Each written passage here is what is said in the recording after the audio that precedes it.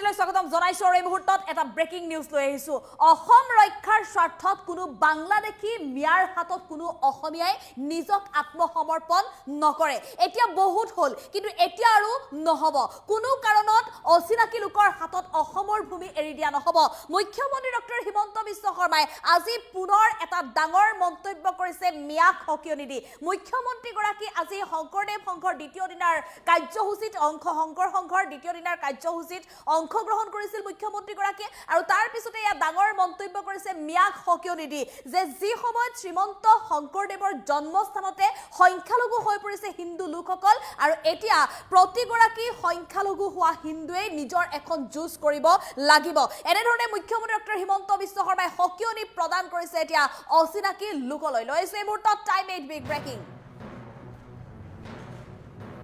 অসম ৰক্ষাৰ বাবে কোনো বাংলাদেশী মিয়াৰ ওচৰত আত্মসমৰ্পণ কৰা নহব মুখ্যমন্ত্ৰী ডক্টৰ হিমন্ত বিশ্ব শৰ্মাৰ হকিয়নি আজি অসমীয়া জাতিটোৱে সংকটৰ মাজেৰে দিন পাৰ কৰিবলগীয়া হৈছে অচিনাকি লোকে অসমীয়াৰ হাতৰ পৰা অৰ্থনৈতিক অধিকাৰ কাঢ়ি লৈ যোৱাৰ অপচেষ্টা কৰিছে 30 লাখ বিঘা ভূমি অসমীয়াৰ হাতৰ পৰা বিভিন্ন কূট কৌশলেৰে কাঢ়ি লোৱাৰ চেষ্টা কৰিছে অচিনাকি লোকে বহু ষড়যন্ত্ৰ কৰিছিল কিন্তু এতিয়া আৰু নহব আজি অসমীয়া অসমতে সংখ্যালঘুত পৰিণত হৈছে শ্ৰীমন্ত শংকৰদেৱৰ জন্মভূমি নগাঁও জিলাতে অসমীয়া লোক সংখ্যালঘু হৈ পৰিছে কিন্তু আৰু অসমীয়া অসমত অচিনাকি লোকক সহ্য কৰা নহব আৰু এই অচিনাকি লোকলৈ হকিয়নি মুখ্যমন্ত্ৰী ডক্টৰ হিমন্ত বিশ্ব শৰ্মাৰ আমি যোৱা 5 বছৰত 1.5 লাখতকৈ অধিক ভূমি অচিনাকি লোকসকলৰ পৰা উদ্ধাৰ কৰিলো 1,60,000 চৰকাৰী চাকৰিত নিযুক্তি প্ৰদান কৰিছো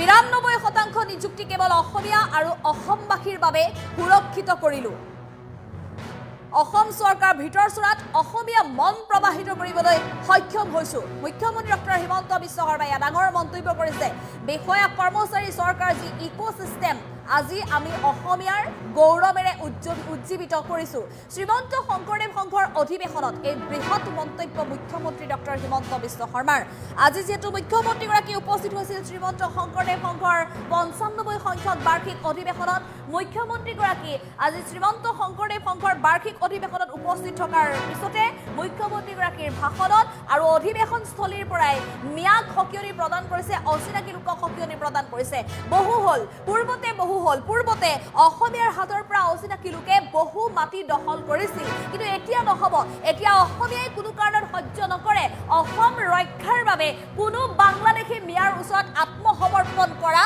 নহব এয়া মুখ্যমন্ত্ৰী ডক্টৰ হিমন্ত বিশ্ব শৰ্মাৰ শেষ হকিয়নি মিয়ালৈ শ্ৰীমন্ত শংকৰদেৱ সংঘৰ অধিৱেশনস্থলীৰ পৰাই এই হুংকাৰ দিছে এতিয়া মুখ্যমন্ত্ৰী গৰাকীয়ে শ্ৰীমন্ত শংকৰদেৱৰ জন্মস্থান নগাঁও কিন্তু সেই নগাঁওতে এতিয়া সংখ্যালঘুলৈ পৰিণত হৈছে হিন্দু লোকসকল কিন্তু এতিয়া কোনো কাৰণত মানি লোৱা নহব বিগত 5 বছৰত 1.5 লাখতকৈ অধিক ভূমি অচিনাকি লোকৰ হাতৰ পৰা উদ্ধাৰ কৰিলে ৰাজ্য চৰকাৰ উচ্ছেদ অভিযান চলিলে ৰাজ্যৰ প্ৰান্তে প্ৰান্তে আৰু সেই বেদখলকাৰীক উচ্ছেদ চলাই অসমীয়াৰ খিলঞ্জীয়াৰ ভূমি উদ্ধাৰ কাৰ্য ৰাজ্য চৰকাৰে অব্যাহত ৰাখিব আৰু এই প্ৰক্ৰিয়াৰ জৰিয়তে অচিনাকি লোকক প্ৰকৃত শিক্ষা দিয়া হ'ব গতিকে বিগত 5 বছৰত 1.5 লাখ ভূমি যিদৰে অচিনাকি লোকৰ পৰা উদ্ধাৰ কৰিলে আৰু এতিয়া নতুন সংকল্পৰে মুখ্যমন্ত্ৰী ডক্টৰ হিমন্ত বিশ্ব শৰ্মা কিমান চাকৰিত নিযুক্তি প্ৰদান কৰা হ'ল অসমত এতিয়া অসমীয়াই দপদপাই থাকিব লাগিব আৰু তাৰ বাবে অসমীয়াকে প্ৰতিটো মুহূৰ্তত আগবঢ়াই নিবৰ বাবে মুখ্যমন্ত্ৰী ডক্টৰ হিমন্ত বিশ্ব শৰ্মাই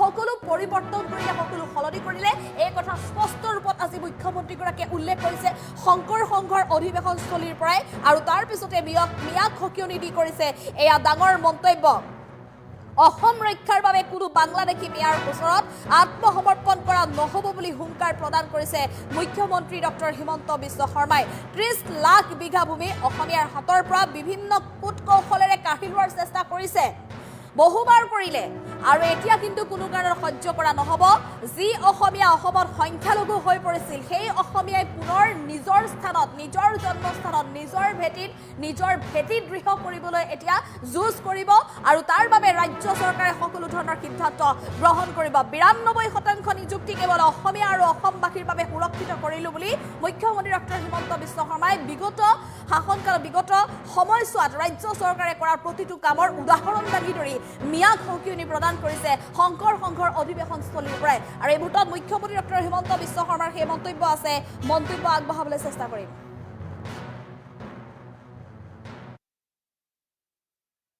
কোনোবা বাংলাদেশৰ পৰা অহা অবৈধ মিয়াৰ ওচৰত আত্মসমৰ্পণ কৰাতকৈ শ্ৰেষ্ঠ। আজি আমাৰ জাতিটোৱে এক সংকটৰ মাজেৰে পাৰ কৰিছে। অসমীয়া লোকৰ কৰ্মৰ প্ৰতি অনীহা বুলি এক অপবাদ আমাৰ মূৰৰ ওপৰত জাপি দি একাংশ লোকে আমাৰ পৰা অৰ্থনৈতিক শক্তিসমূহ কাঢ়ি লৈ যাবলৈ প্ৰয়াস আৰু প্ৰচেষ্টা কৰিছে। আজি আমাৰ অসমত 30 লাখ বিঘা ভূমি আজি তেখেতসকলে বিভিন্ন কূটবুদ্ধিৰে দখল কৰি নিজৰ অধীনত আনিছে। আজি অসমৰ 12খন জিলাত অসমীয়া লোক সংখ্যালঘুত পৰিণত হৈছে। মহাপুৰুষ শ্ৰীমন্ত শংকৰদেৱৰ জন্মভূমি নগাঁও জিলাতেই আজি অসমীয়া লোক এক সংখ্যালঘিষ্ঠ ৰূপত প্ৰকাশ পাইছে। জাতীয় জীৱনৰ সন্ধিক্ষণৰ সময়ছোৱাত আমাৰ মাজত এছামে আত্মসমৰ্পণৰ ৰাস্তা বিচাৰি উলিয়াইছে। তেওঁলোকে কৈছে আমি নতুন বৰ অসম গঠন কৰিম। এছামে কৈছে যে অসমীয়াই এই অচিনাকি লোকসকলৰ লগতে থাকি সমন্বয়ৰ সেতু গঢ়িব লাগিব।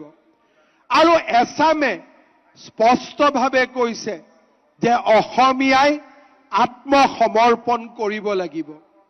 কিন্তু আমি যোৱা 5টা বছৰত 1.5 লাখতকৈও অধিক ভূমি অচিনাকি লোকসকলৰ পৰা কাঢ়ি আনিলো। 1,60,000 আমি চৰকাৰী নিযুক্তিত আমি 92% নিযুক্তি কেৱল অসমীয়া আৰু আমাৰ অসমবাসীৰ বাবে আমি সুৰক্ষিত কৰিলো। আজি অসমৰ চৰকাৰৰ ভিতৰ চৰাত আমি এটা অসমীয়া মন প্ৰবাহিত কৰিবলৈ সক্ষম হলো। এতিয়া আমাৰ বিষয়া কৰ্মচাৰী আৰু চৰকাৰৰ যি ইক'চিষ্টেম বুলি কওঁ সেই ইক'চিষ্টেমটোক আজি আমি অসমীয়াৰ গৌৰৱেৰে নতুনকৈ উজ্জীৱিত কৰিলো।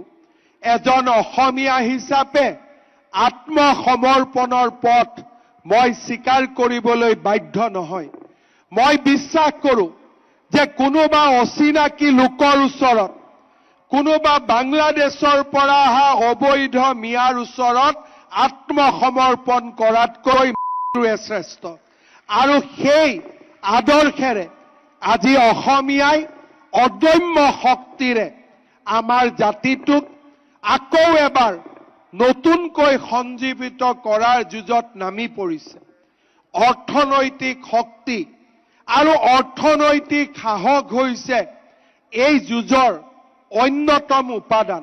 কোনোবা বাংলাদেশৰ পৰা অহা অবৈধ মিয়াৰ ওচৰত আত্মসমৰ্পণ কৰাতকৈ শ্ৰেষ্ঠ। আজি আমাৰ জাতিটোৱে এক সংকটৰ মাজেৰে পাৰ কৰিছে।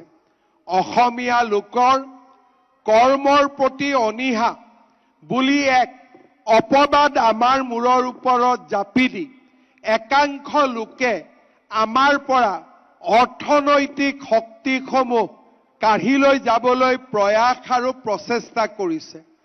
আজি আমাৰ অসমত 30 লাখ বিঘা ভূমি আজি তেখেতসকলে বিভিন্ন কূটবুদ্ধিৰে দখল কৰি নিজৰ অধীনত আনিছে। আজি অসমৰ 12খন জিলাত অসমীয়া লোক সংখ্যালঘুত পৰিণত হৈছে। মহাপুৰুষ শ্ৰীমন্ত শংকৰদেৱৰ জন্মভূমি নগাঁও জিলাতেই আজি অসমীয়া লোক এক সংখ্যালঘিষ্ঠ ৰূপত প্ৰকাশ পাইছে। জাতীয় জীৱনৰ সন্ধিক্ষণৰ সময়ছোৱাত আমাৰ মাজত এছামে আত্মসমৰ্পণৰ ৰাস্তা বিচাৰি উলিয়াইছে। তেওঁলোকে কৈছে আমি নতুন বৰ অসম গঠন কৰিম। এছামে কৈছে যে অসমীয়াই এই অচিনাকি লোকসকলৰ লগতে থাকি সমন্বয়ৰ সেতু গঢ়িব লাগিব।